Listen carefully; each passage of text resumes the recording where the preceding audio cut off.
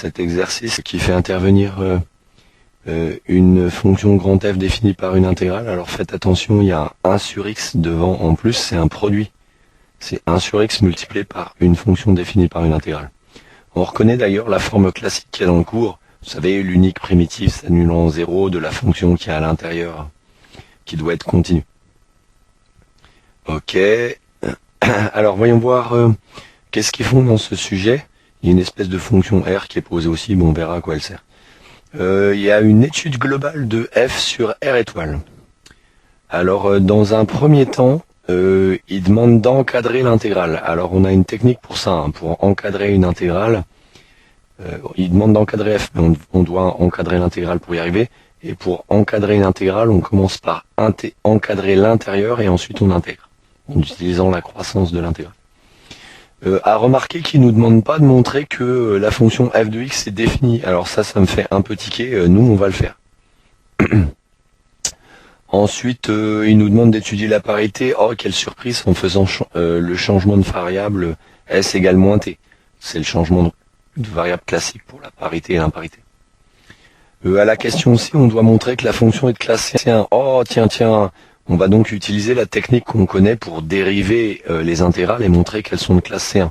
Et donc on va l'utiliser dans cette question-là pour montrer leur espèce de relation.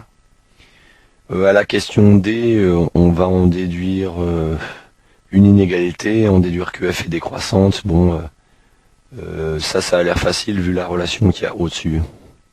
En gros, on peut trouver on a la dérivée de f, donc on doit pouvoir trouver son sens de variation. Enfin bref, on verra bien. Après, il y a une étude locale de f en 0. Il faut qu'on montre que grand F est continu en 0.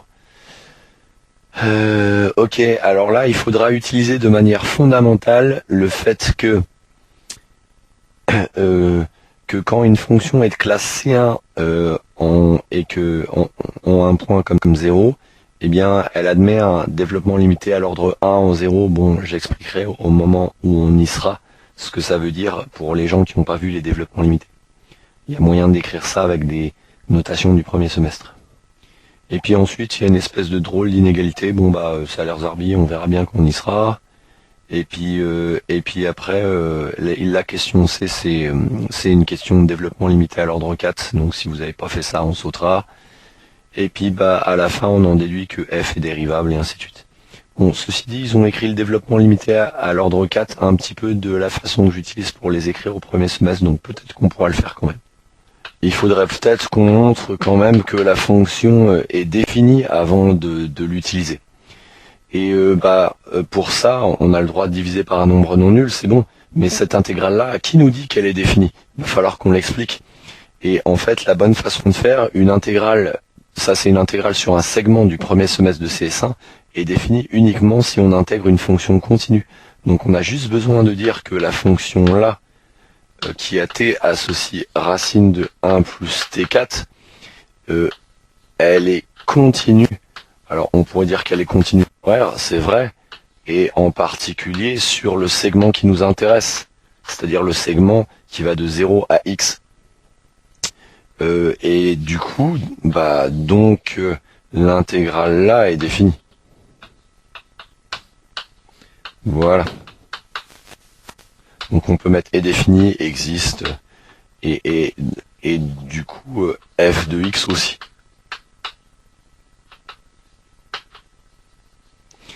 Voilà, maintenant on sait que finalement f est défini sur R tout entier. C'était pas demandé par le sujet, mais on a justifié que f était une fonction définie sur R tout entier. On va pouvoir travailler avec cette fonction puisque maintenant on est rassuré, on sait qu'elle existe partout. Et donc on nous demande de l'encadrer f. Et pour encadrer f, je vais avoir besoin d'encadrer cette intégrale. Sauf que pour encadrer une intégrale, la bonne méthode consiste à encadrer d'abord ce qu'on intègre. Donc voyons voir. On doit l'encadrer quand x est strictement positif. Donc on va prendre un x strictement positif. Et donc quand x est strictement positif, on va encadrer ce qu'il y a à l'intérieur, mais entre les bornes de l'intégrale. C'est-à-dire que t varie entre 0 et x qui est strictement positif. Donc on est comme ça. Alors il va falloir qu'on encadre ça, et c'est pas trop compliqué. Le nombre là est forcément plus petit que celui qu'on obtient si on prend t égale 0, puisque c'est une fonction décroissante sur r+, clairement ça. Donc c'est plus petit que 1. Et cette fonction va être plus grande que celle qu'on obtient si on remplace t par x. Hein, le nombre le plus grand en bas qu'on peut faire, c'est celui-là. Donc on a cette inégalité-là qui est vraie. Eh bien, les fonctions sont continues. On peut donc intégrer ceci entre 0 et x et utiliser la croissance de l'intégrale. Et donc on va obtenir que l'intégrale de 0 à x de, attention, on intègre en t. Il ne faut pas se mélanger les pédales. Il y a x et t dans ce sujet. Attention, on intègre en t. Donc là, on a dt inférieur ou égal à racine de 1 plus t4, inférieur ou égal à l'intégrale de 0 à x de 1 dt. Bon, on peut enlever le 1. Alors, il faut pas paniquer parce que ça a l'air compliqué. En fait, il faut se rendre compte que ici, c'est une fonction qui est constante en t. Il n'y a que du x dedans, il n'y a pas de t dedans. Et l'intégrale d'une constante, c'est la constante fois la longueur de l'intervalle. Alors, la longueur algébrique, c'est-à-dire le truc du haut moins le truc du bas. Donc ça, en fait, ça fait x fois le truc du bas, fois la constante, c'est-à-dire racine de 1 plus x4. De la même façon, ce bidule-là, c'est la constante 1, et donc on l'intègre de 0 à x, ça va faire x moins 0, la longueur algébrique de l'intervalle, fois la constante. Ça fait juste x, en fait. Et le pâté qu'il y a au milieu, c'est l'intégrale qui nous intéresse. Alors, en fait, ça c'est x fois f de x. Hein, puisque pour obtenir l'intégrale, il faut faire passer le x de l'autre côté. Remarquez qu'on multiplie par x qui est strictement positif, donc ça ne modifie pas le sens de l'inégalité. Alors, pour avancer, je vais devoir effacer un petit peu.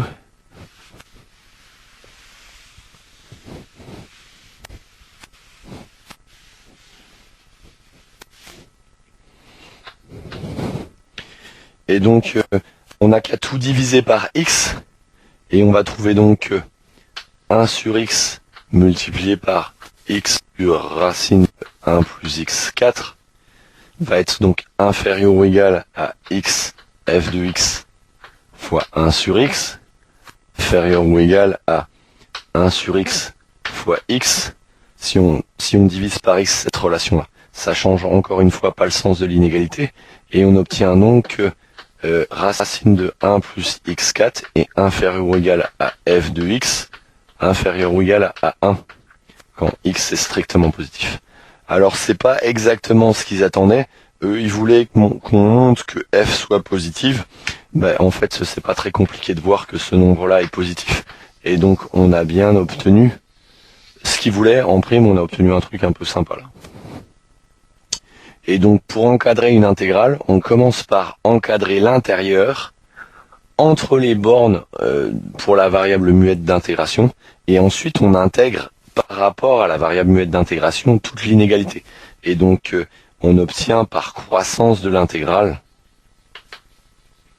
le résultat attendu.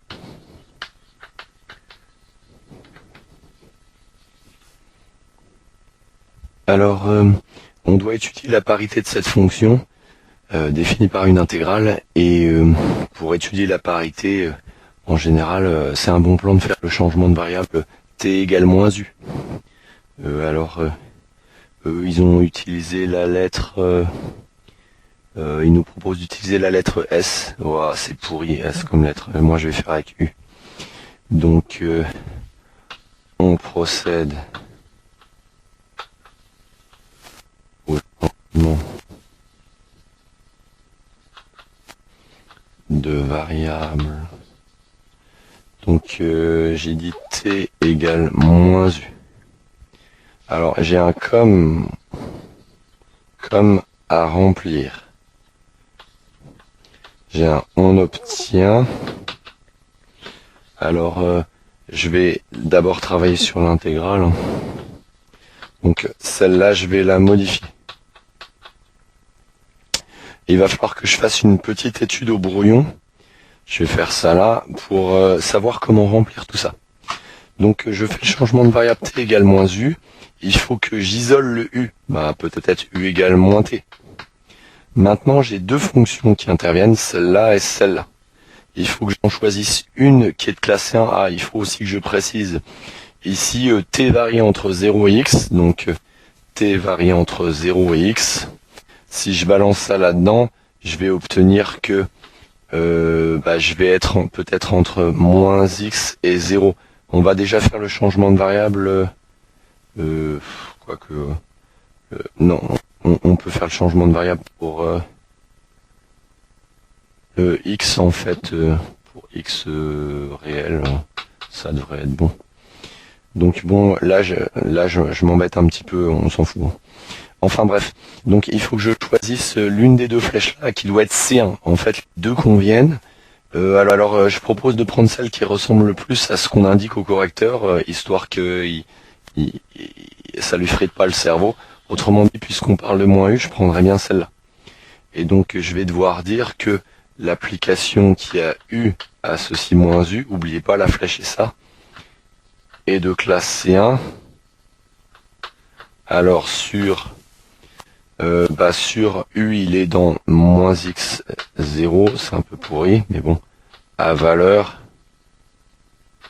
dans 0x, c'est un peu pourri aussi, parce que si x est négatif, c'est pas dans le bon sens. Bon, c'est un peu saoulant avec les segments. Enfin bref, on va pas se prendre la tête. Alors, l'étape fondamentale, bien sûr, c'est l'étape qui consiste à changer l'intégrale. Et donc, on dessine une intégrale et on va commencer à remplacer. Bon, le trait de fraction, il reste. La racine aussi, le 1 aussi. Ah, là, on a un t. Et t, on va le remplacer par moins u. Donc, on a un moins u puissance 4. Le dt, je vais me le garder pour plus tard. Ici, on a t égale 0. Je le balance peut-être là-dedans. Ça va me donner u égale moins 0, c'est-à-dire 0 aussi. J'ai t égale x, j'ai qu'à le balancer là-dedans, et ça me donne u égale moins x. Donc je vais mettre moins x ici. Vous voyez, ça c'est les bornes en t, ici ça va être les bornes en u. Maintenant il reste le fameux dt dont je dois m'occuper.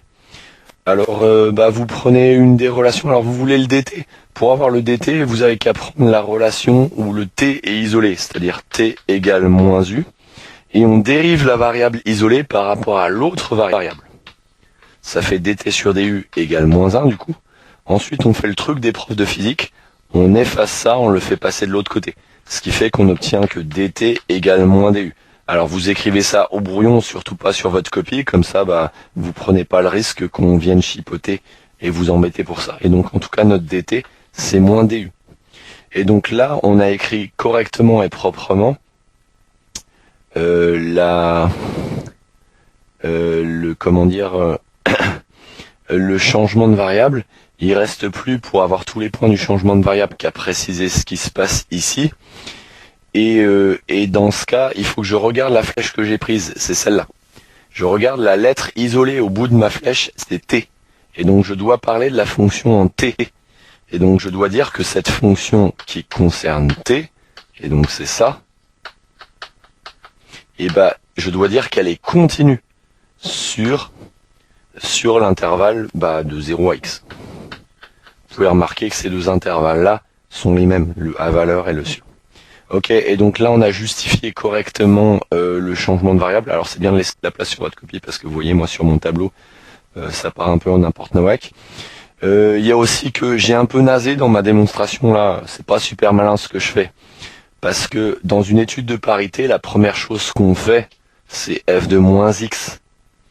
Et donc on aurait écrit que ça faisait moins 1 sur moins x, l'intégrale de 0 à moins x de dt sur racine de 1 plus t4.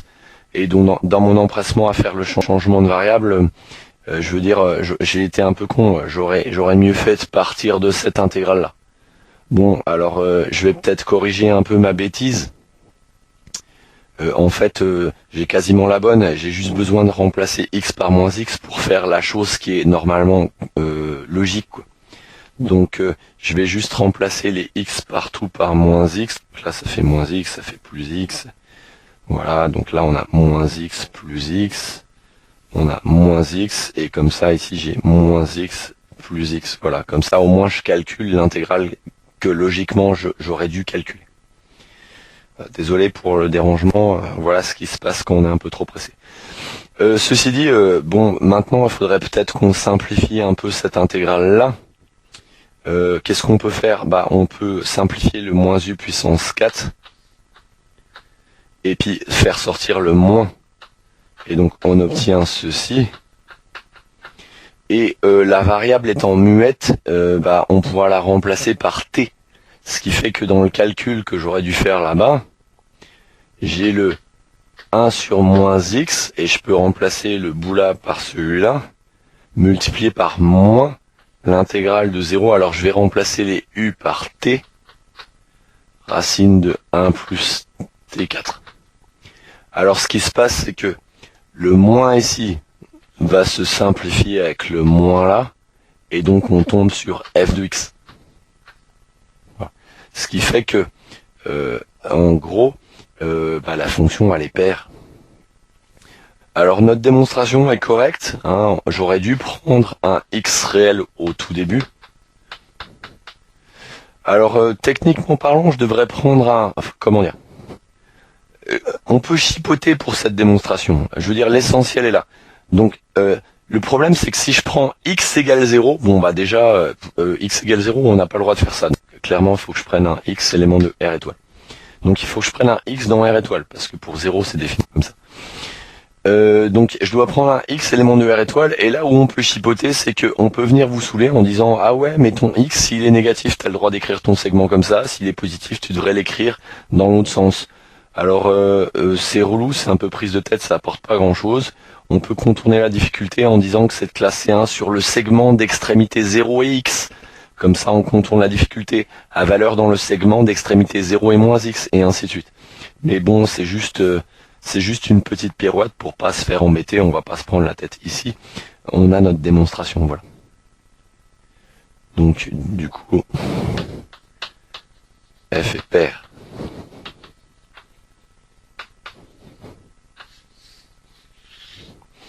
F est pair sur R parce que on a montré que pour x dans R étoile, f de moins x était égal à f de x, et c'est une relation qui est encore vraie en 0 grâce à la définition qui est là. Alors on doit montrer que la fonction f est de classe C1 sur 0 plus l'infini. Mais en fait, la fonction f, c'est le produit de cette fonction-là qui est clairement de classe C1. C'est un quotient de fonction dérivable de classe C1, pardon, dont le dénominateur ne s'annule pas sur 0 plus l'infini ouvert. Et donc tout dépend de cette chose-là. Mais cette chose-là, on reconnaît la fameuse forme qui est dans notre cours, la fameuse unique primitive de la fonction qui est à l'intérieur, qui s'annule en 0 et qui est en plus de classe C1. Donc c'est ce théorème-là qu'il faut invoquer. Et donc ce théorème, il demande de dire que la fonction qui est à l'intérieur, celle-là, elle doit être continue sur un intervalle. Et donc c'est l'intervalle sur lequel on veut qu'elle soit de classe 1, et donc sur 0 plus l'infini. En fait, elle est aussi continue sur R. On pourrait même mettre R si on veut, hein, là, à la place. Mais il nous faut un intervalle. Ensuite, ce qu'il faut, c'est qu'il faut une constante qui soit... D'ailleurs, ça va être pète de couille avec 0 plus l'infini, parce que la constante doit être dans l'intervalle, normalement. Donc c'est pas malin de prendre 0 plus l'infini. Je vais prendre R. Bah ouais, parce que dans notre théorème qu'on a dans le cours, il faut que la constante qu'on utilise, elle soit dans l'intervalle qu'on utilise. Voilà, et donc ça, ce sont les deux seules hypothèses, et on en déduit, et on remarque par exemple que l'application qui à x associe l'intégrale de 0 à x dt sur racine de 1 plus t4 et l'unique primitive sur R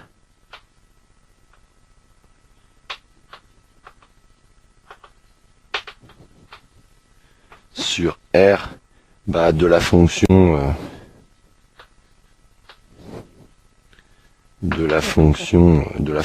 là. Alors vu que j'utilise dx, je vais utiliser des x ici. Les gens ont tendance à former les pinceaux et à confondre la variable muette d'intégration avec le x qu'on utilise. De la fonction là, donc on a dit qu'elle était continue, sinon je le rappellerai là, hein. Il faut absolument dire qu'elle est continue. Et ensuite, on précise qu'il s'annule en 0, parce que sinon elle serait pas unique. Et surtout, ce qui est important, c'est de dire que et de plus, elle est C1 sur R. Il suffit pas d'être une primitive. Une primitive, ça veut dire que vous êtes dérivable, mais en plus, elle est de classe C1. Donc on a deux renseignements. C'est une primitive, enfin 3, c'est celle qui s'annule en 0, et en plus, elle est de classe C1. Et bah du coup, on va pouvoir avancer, puisque on peut dire que a fortiori, sur 0 plus l'infini, donc là ça y est, je vais m'intéresser à l'intervalle qui est donné par l'énoncé, la fonction f. En fait, la fonction f, elle mange x et elle recrache 1 sur x fois la fonction dont on vient de parler. Et donc c'est un produit de fonction de classe C1. Donc et de classe C1, bah en tant que produit de fonction C1.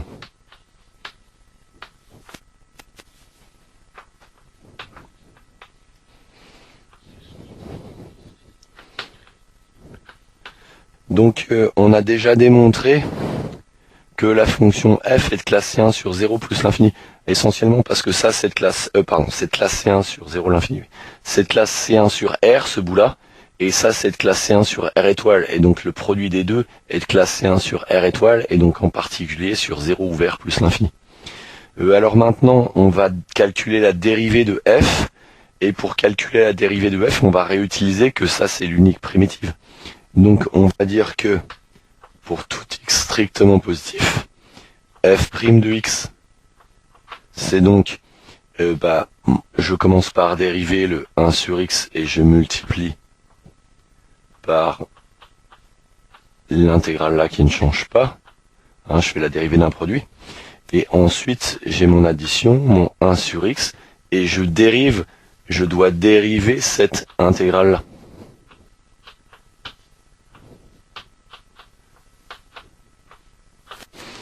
Mais comme j'ai raconté que cette primitive, enfin cette intégrale-là était l'unique primitive de cette fonction-là, et je sais dériver. La dérivée d'une primitive, on retombe sur la fonction elle-même. Et donc, on va donc trouver moins 1 sur x2, l'intégrale de 0 à x, dt sur racine de 1 plus t4. Et puis ici, on a notre 1 sur x. Et la dérivée de cette intégrale qui a exactement la forme du cours, on va trouver la fonction qui est à l'intérieur, mais attention, il faut remplacer la variable muette par x. Hein, si vous vous mettez à mélanger les t et les x, c'est mort. Et donc, on va donc trouver multiplié par 1 sur racine de 1 plus x4. Vous voyez, la fonction qu'on a à l'intérieur, où t est remplacé par x. Alors ici, on reconnaît moins 1 sur x fois f de x.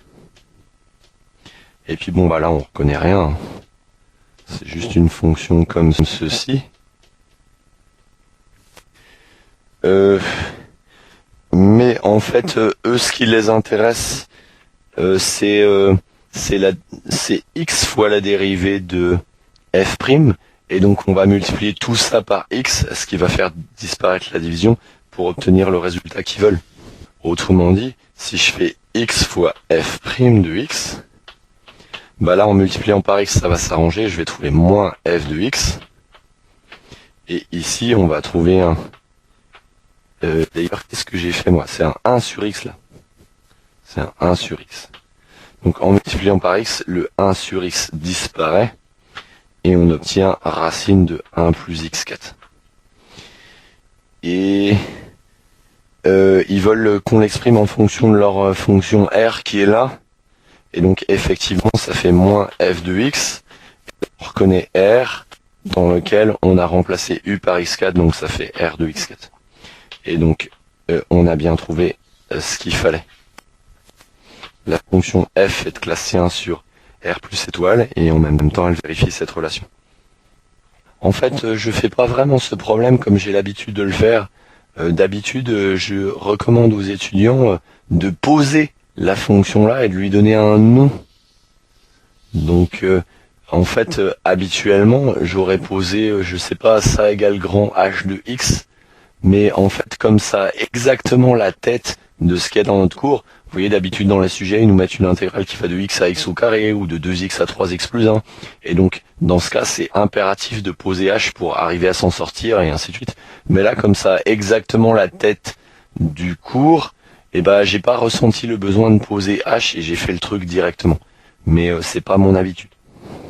Alors, on a une égalité à montrer. R de x4, c'est la fonction u.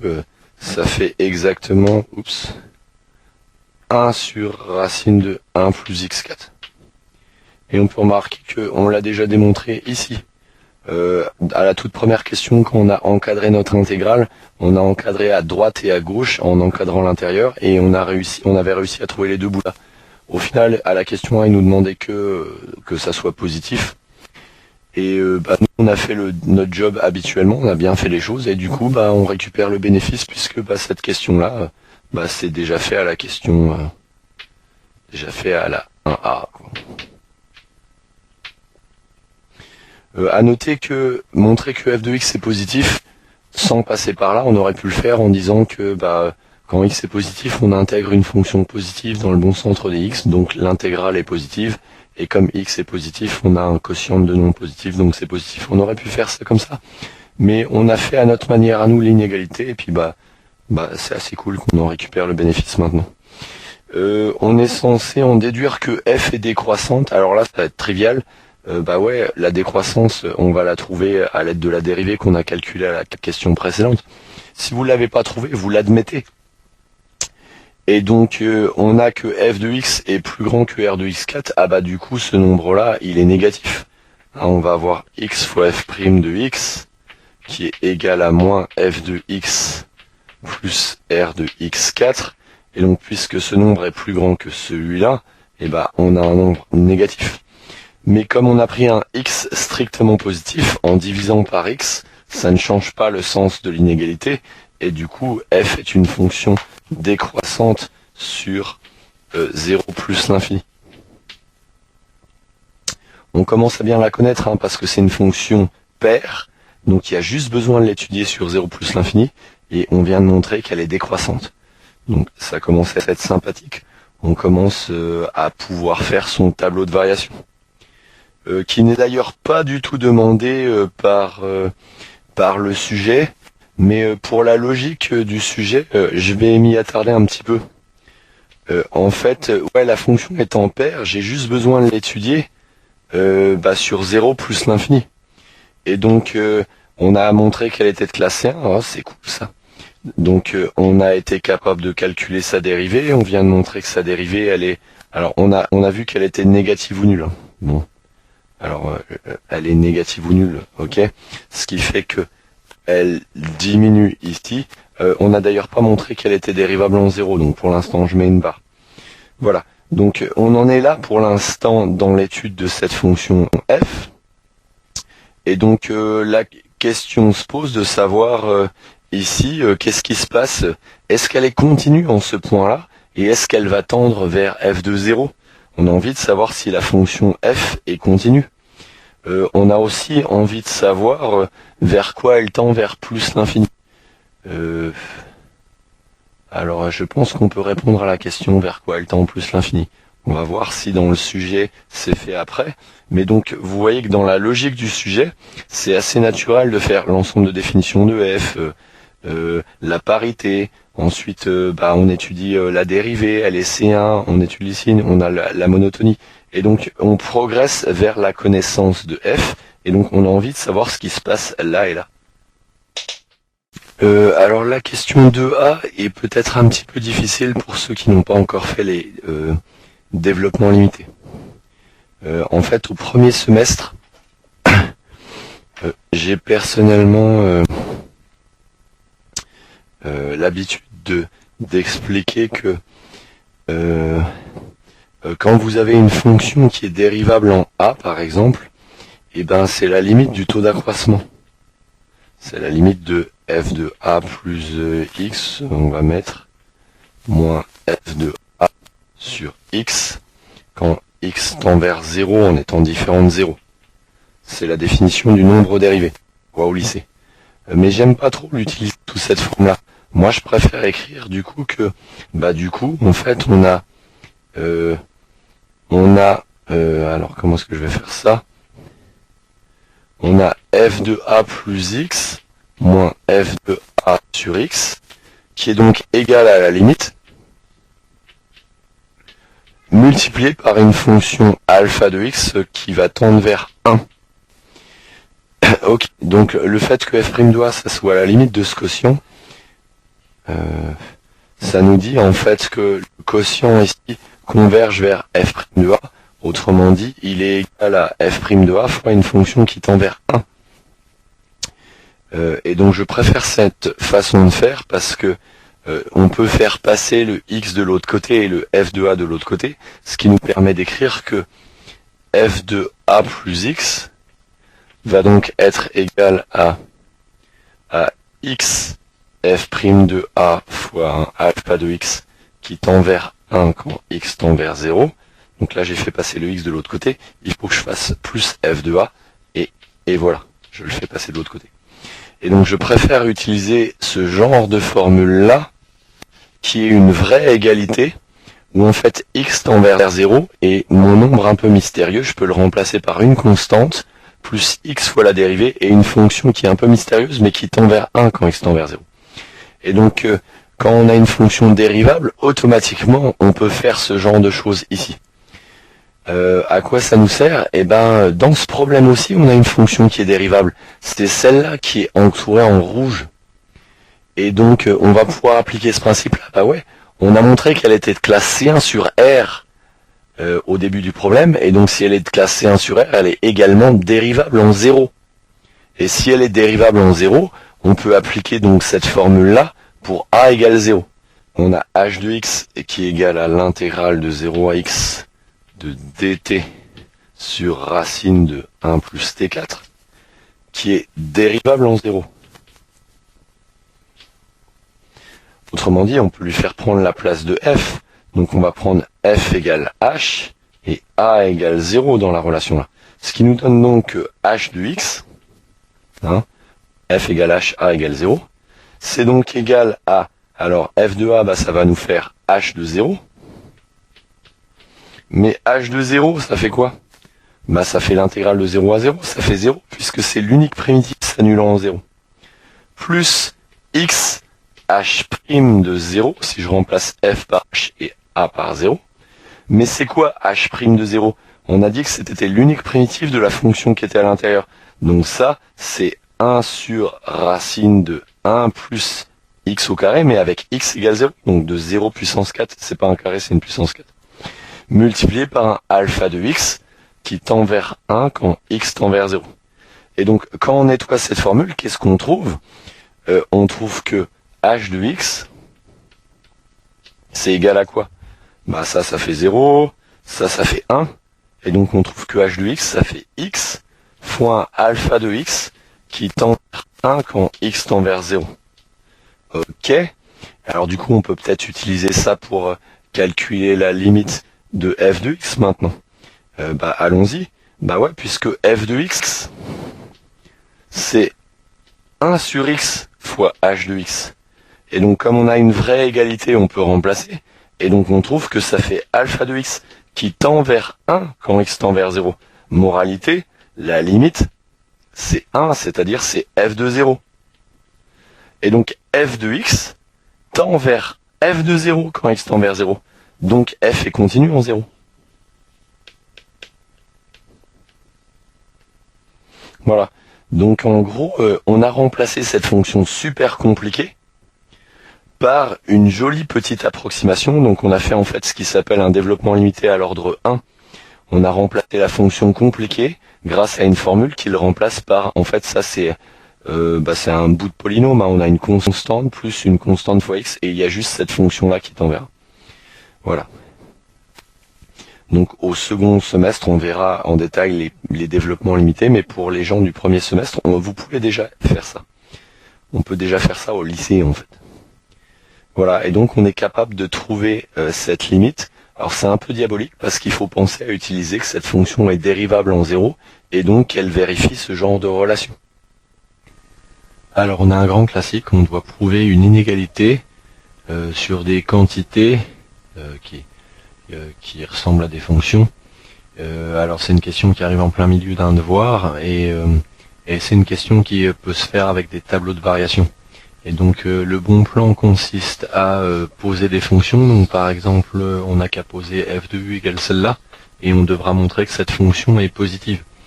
Et ensuite, on peut peut-être faire passer ça de l'autre côté, pour faire en posant f de u moins 3 huitièmes de u au carré. Donc on n'a qu'à poser cette fonction g. Et donc si je fais passer ça de l'autre côté, cette fonction est censée être négative. Donc ça c'est équivalent à cette relation-là. Et donc pour savoir si la fonction f reste au-dessus de 0 quand u est positif, il suffit de faire un tableau de variation. Et on verra bien si elle reste au-dessus de 0. Et pareil pour g, on verra bien si elle reste en dessous de 0. Donc le bon plan c'est de faire un tableau de variation. Ça veut donc dire que on commence par dire que f et g sont de classe C1 sur R+, parce qu'on va vouloir les dériver pour faire notre tableau de variation. Alors c'est assez évident que c'est de classe C1 puisqu'on a des quotients de fonction C1 dont le dénominateur ne s'annule pas. Ici on a une composée qui s'emboîte bien de fonction C1. Ça c'est des polynômes, tout ça c'est C1. Et donc maintenant on va dériver. Et donc f' de u. Alors ça, je dois dériver, c'est 1 plus u puissance moins 1 demi. Et donc, la puissance vient devant, et la puissance diminue de 1, ce qui me donne un 1 plus u puissance 3 demi. La dérivée de ce polynôme-là, ça va me faire un plus 1 demi. Et alors, ce qui est sympa ici, c'est que je peux factoriser le 1 demi. Et j'obtiens 1 moins 1 sur 1 plus u puissance 3 demi. Alors on pourrait résoudre ça, ça c'est nul si u vaut 0, et sinon, comme le nombre là est plus grand que 1 quand u est positif, le quotient est plus petit que 1, ça c'est plus petit que 1, ce qui fait que c'est positif ou nul si c'est strictement positif même, si u est strictement plus grand que 0. Il nous reste à étudier le signe de g aussi. Alors quand on fait la dérivée de g, bien sûr, on va recycler la dérivée de f et on va ajouter le bout de la dérivée là qui va nous faire moins 3 quarts de u. Alors mine de rien, on a une dérivée qui est pas fun, qui nous fait 1,5 fois 1 moins 1 sur 1 plus u puissance 3,5, le truc là, moins 3 quarts. Wow, j'ai pas du tout envie d'étudier le signe de ça. Alors il va se passer que de temps en temps, quand on fait des tableaux de variation, on est obligé d'en faire un second en redérivant. Tout simplement parce que les tableaux de variation ne marchent que si on arrive à trouver le signe de la dérivée. Et pour ça, il faut une fonction un petit peu gentille, facile à résoudre, facile à trouver le signe, comme celle-là. Là, elle est trop compliquée celle-là, parce qu'il y a 3 bouts différents. Un bout constant ici, un bout zarbi avec un 1 plus u puissance 3,5 là, et alors attendez, il y a un truc qui va pas dans ma dérivée. Qu'est-ce qui va pas dans ma dérivée? J'ai oublié le u. Donc oui, 3 bouts différents, donc une constante, un bout un peu zarbi et un autre bout qui est pas constant et qui dépend de u. Donc je me vois pas étudier le signe de ça, mais alors du coup je vais devoir dériver une fois de plus. Alors si je dérive une fois de plus, va falloir que j'ai le droit de dériver. Et en fait le raisonnement que j'ai fait pour C1, j'ai besoin de dériver 2 fois, donc il faudrait peut-être que je dise que c'est C2. Voilà, c'est pareil, un quotient de fonction de C2, blablabla, et ainsi de suite. Donc si je dérive une seconde fois, la constante disparaît. Je vais avoir un moins 1 demi, et il va falloir que je redérive le 1 plus u puissance moins 3,5 qui est là, et donc je vais avoir un moins 3,5 qui va arriver en plus, multiplié par un 1 plus u moins 5 demi, puisque la puissance diminue de 1 encore. Et ici, je vais avoir un moins 3 quarts. Alors la bonne nouvelle, c'est qu'on va arriver à un 3 quarts là-bas, et donc on va mutualiser les 3 quarts. Donc on a un plus 3 quarts fois ce bidule là, que je vais écrire comme ça parce que c'est plus humain. De le voir sous cette forme là, on comprend mieux. Moins 1. Et alors là, c'est pas trop compliqué de voir que ce truc-là est nul si U vaut 0. Et si U est plus grand que 0, bah on divise par un nombre qui est plus grand que 1, et donc ce nombre-là va être plus petit que 1. Et donc il va même être strictement plus petit que 1 si U est strictement positif, ce qui fait qu'on a ce signe-là. Alors maintenant, on a tout ce qu'il faut pour faire le tableau de variation de F et de G. Et donc on a trouvé la dérivée de f', elle est nulle si en 0 strictement positive. On a aussi le signe de la dérivée de g, et donc on peut maintenant faire des tableaux de variation. Donc peut-être déjà celui de f. Alors sa dérivée est nulle en 0 et elle est strictement positive à droite de 0, donc c'est une fonction qui est croissante strictement.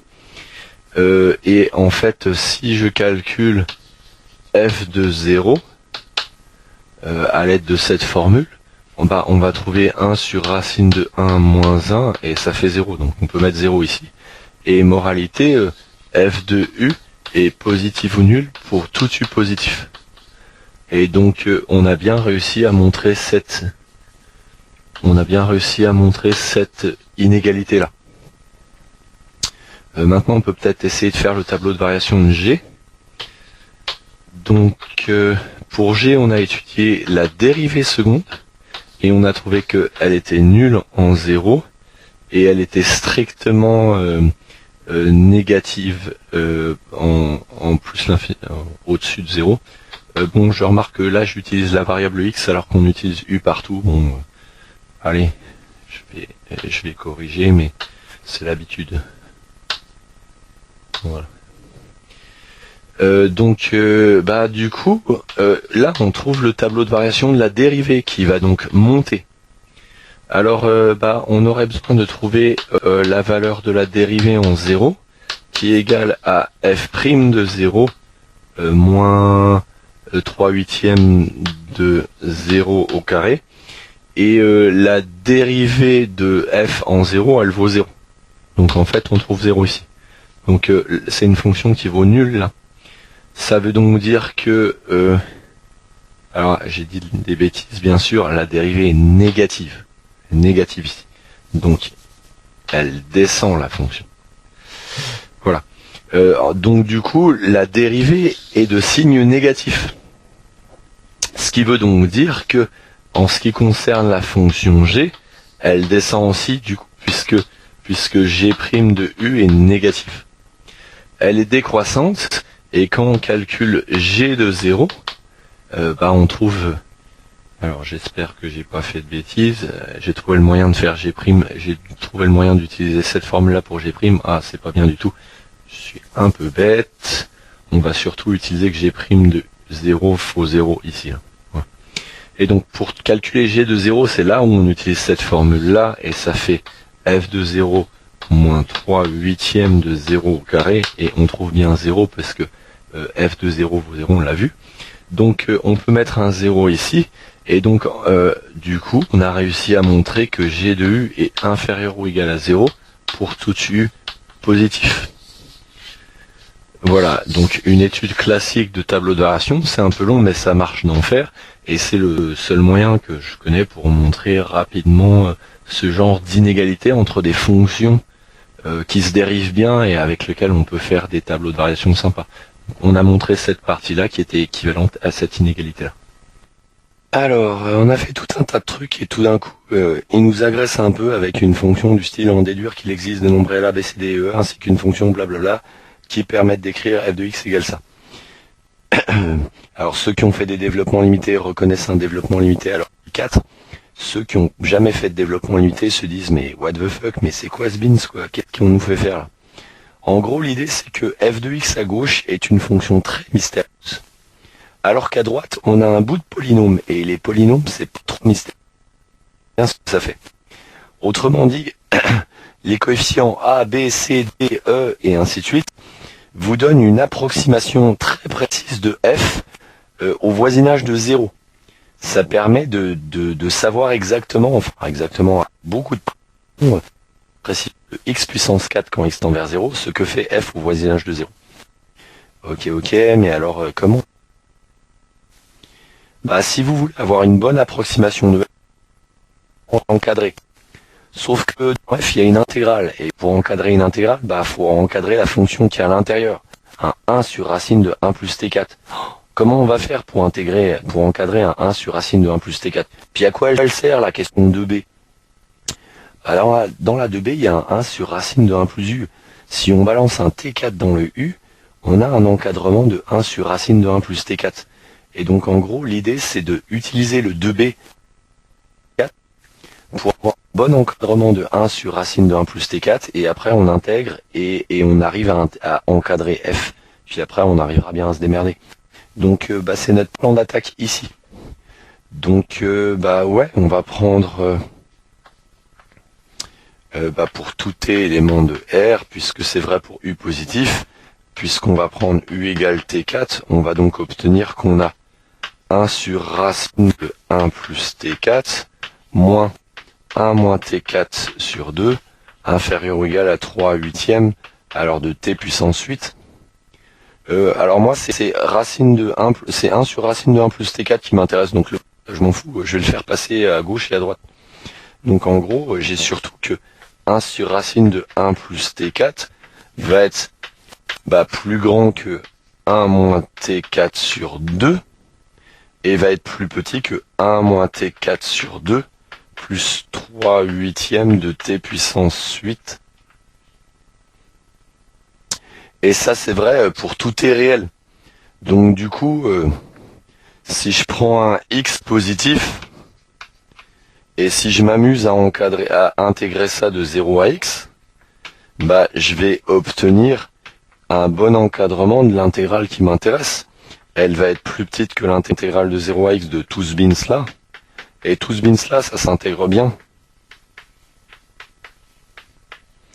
Et elle va être plus grande que tout ce bins là.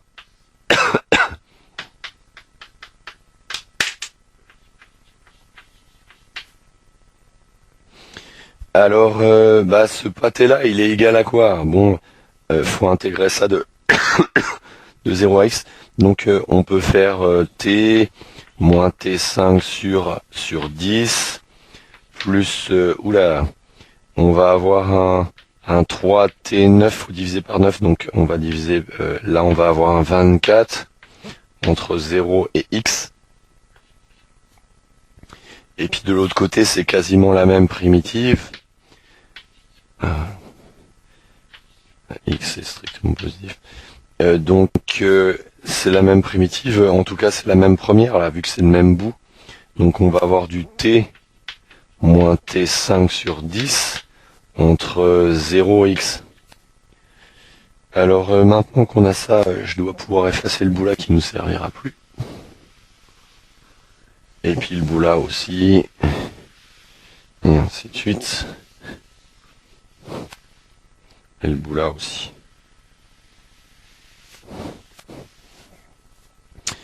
Donc on obtient en fait que pour tout x strictement positif, ou positif ou nul d'ailleurs, x moins x puissance 5 sur 10, parce que quand on met 0 ça fait 0, est inférieur ou égal à l'intégrale de x de dt sur racine de 1 plus t4, inférieur ou égal à x moins x5 sur 10 plus x9 sur 24.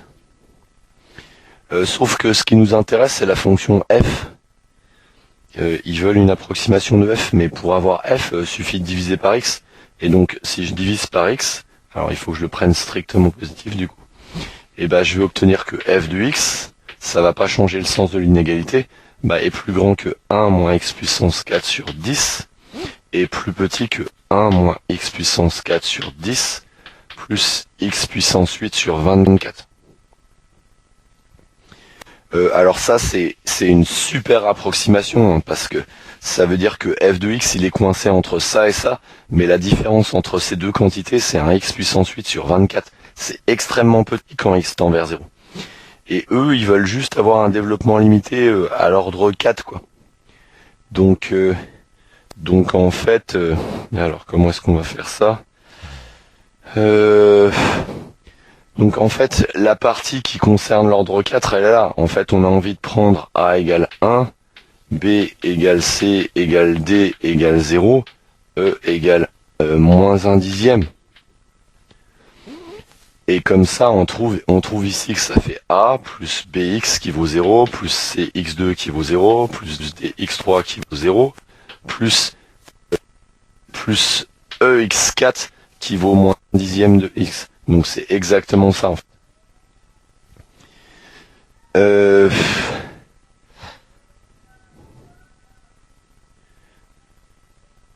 Alors du coup, comment est-ce que je ferai maintenant?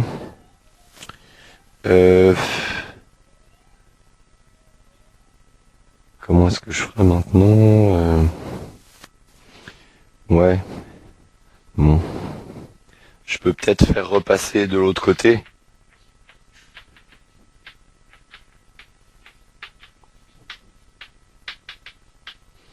En fait, quand je fais ça, c'est compris entre 0 du coup, puisque c'est le même means que là. Et il nous reste le x puissance 8 sur 10. Voilà. Alors ce que je peux faire, c'est que je peux tout diviser. Alors je pourrais diviser par x4. Je pourrais diviser par x4 le tout. Si je divise par x4, je vais obtenir un x puissance 4 sur 10. Et là, je peux utiliser le théorème des gendarmes, le principe des gendarmes qui me dit que ça tend vers 0. Ça tend vers 0. Et donc, ceci tend vers 0. Et ça, c'est la fonction epsilon qu'il nous faut. Hein, la fonction epsilon là tend vers 0, ce qui fait que A moins ça, c'est égal à epsilon fois x puissance 4. Et donc, on est arrivé à établir l'espèce de développement limité qu'il voulait. En fait, on peut faire mieux que ça. Hein. On peut obtenir encore une meilleure précision.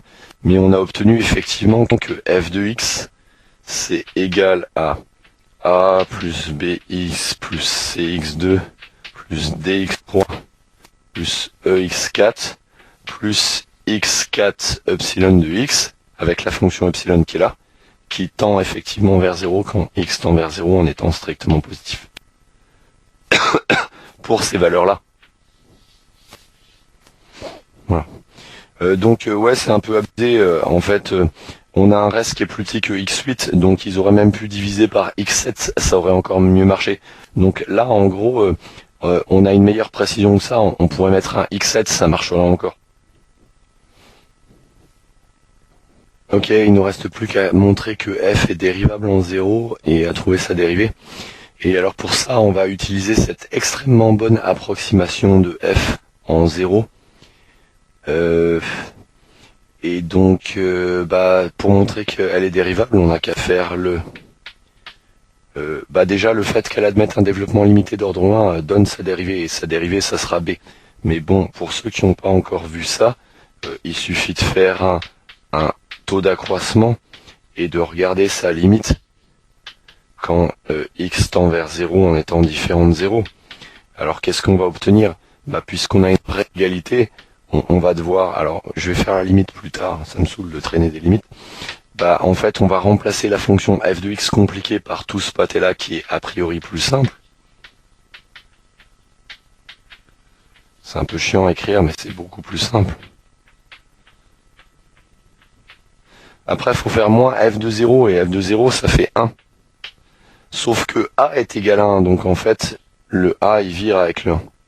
On divise tout ça par x, ça va simplifier, il va nous rester b plus cx plus dx2 plus ex3 plus un x3 fois un epsilon de x qui tend vers 0, quand x tend vers 0. Et donc, quand maintenant on fait tendre x vers 0 en étant différent de 0, qu'est-ce qui se passe? Ça tend vers b, c'est-à-dire 0, et tout ce pâté-là tend vers 0. Moralité, le taux d'accroissement, il tend vers 0 quand x tend vers 0. Et donc ça prouve que f est dérivable en 0. Et en plus, on a f' de 0 qui vaut 0. Bon, elle est un peu overkill leur estimation, parce que en fait ils avaient juste besoin d'avoir a plus bx pour y arriver en fait. Ils auraient eu un a plus bx plus x epsilon de x, que ça aurait suffi. Il n'y avait pas besoin d'aller chercher une précision x puissance 4, mais bon, ceci dit, on l'a obtenu presque gratos quoi. Enfin bref. Donc bah voilà, au terme de ce sujet, on a montré tout un tas de choses. Donc au terme de ce sujet, donc on a montré que la fonction était définie sur R, qu'elle était paire, donc on l'étudie sur 0 plus l'infini. Sa dérivée, et ben on avait trouvé qu'elle était négative ou nulle, donc la fonction décroissait, mais on n'était pas sûr qu'elle soit dérivable là. Et alors du coup, on a d'abord montré que f était continue, et donc elle est continue, du coup ça nous dit que ici, elle tend vers 1 puisqu'elle est continue en 0. Et après, en plus, on a montré qu'elle était dérivable, et que sa dérivée à cet endroit-là, c'était 0. En fait, on a fait mieux que ça, on a même une extrêmement bonne approximation de f en 0. En fait, f au voisinage de 0 se comporte comme le polynôme là, c'est-à-dire avec ces constantes là, f au voisinage de 0, c'est quasiment 1 moins x puissance 4 sur 10. Donc on connaît bien le comportement de f aux alentours de 0. Maintenant, personnellement, je reste un petit peu frustré par le fait que dans ce problème-là, on s'est pas du tout attaqué à ce qui se passait à plus l'infini. Et moi, je suis curieux et j'ai envie de le faire. Et donc, en bonus, je vais calculer à la limite là. Ok, je vais calculer à la limite de ça quand x tend vers l'infini. Personnellement, je pense que ça tend vers 0. Donc, je vais déjà utiliser que... Bah, on a montré ça, hein. F de x est inférieur ou égal à 0. Je vais m'occuper de ce qui se passe de l'autre côté. Donc, ça fait 1 sur x, l'intégrale de 0 à x, de dt sur racine de 1 plus t4. Bon, ce qui me saoule, c'est que ça, je sais pas intégrer, ou en tout cas pas immédiatement comme ça là. Et c'est trop compliqué. Et bah, ce que je vais faire, c'est que je vais déjà faire châle. Je vais déjà faire châle comme ceci. L'intégrale de 0 à 1, par exemple, de dt sur racine de 1 plus t4, plus l'intégrale de 1 à x de dt sur racine de 1 plus t4. Parce que c'est quand x tend vers l'infini, moi, que ça m'intéresse. Et donc, j'ai besoin que mon t soit plus long, tu vois. Et donc, après, je vais faire des inégalités, tiens. Bon, le bout là, j'ai pas besoin d'y toucher. En fait, ça, c'est une constante, puisqu'il n'y a plus de x. Et donc, en fait, je peux écrire ça, par exemple, pour pas vous brusquer. C'est égal à c sur x, plus 1 sur x, fois cette intégrale-là.